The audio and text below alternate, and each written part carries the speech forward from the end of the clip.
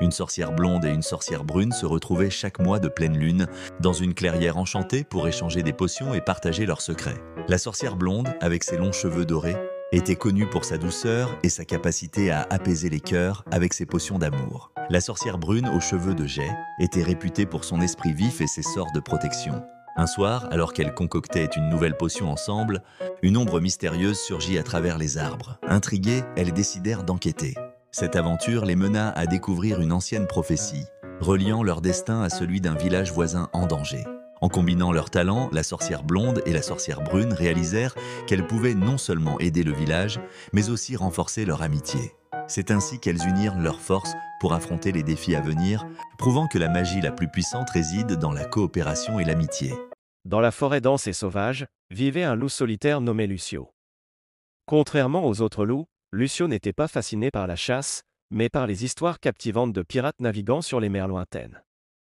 Chaque nuit, alors que la lune argentée éclairait le ciel, Lucio s'allongeait sur une colline et rêvait de voiles lissées, de navires puissants et d'îles au trésor. Il imaginait être le capitaine d'un navire pirate, se lançant dans des aventures épiques et accumulant d'immenses richesses. Un jour, alors que Lucio était absorbé dans ses rêveries, il rencontra une vieille chouette sage nommée Céleste. Étonné par son rêve inhabituel, Céleste lui dit : « Mon jeune loup, tes rêves sont audacieux, mais pas impossibles. Même si tu es un loup de la terre, ton esprit peut te conduire vers la mer. » Inspiré par ces paroles, Lucio partit en quête pour réaliser son rêve. Il traversa de vastes étendues, traversa des rivières tumultueuses et demanda des conseils à tous ceux qu'il rencontra. Ses efforts furent récompensés lorsqu'il tomba sur un port fréquenté par des marins. C'est là qu'il rencontra Jacques, un vieux pirate au cœur d'or. Intrigué par l'histoire de Lucio, Jacques accepta de prendre le loup sous son aile. Sous la tutelle de Jacques, Lucio apprit les ficelles du métier de pirate. Il maîtrisa l'art de la navigation, de la manœuvre des canons et de la lutte à l'épée. Cependant, malgré ses compétences croissantes, Lucio n'oublia jamais ses racines de loup. Il utilisa son ouïe aiguisée pour repérer les navires à l'horizon et son instinct de prédateur pour guider les attaques.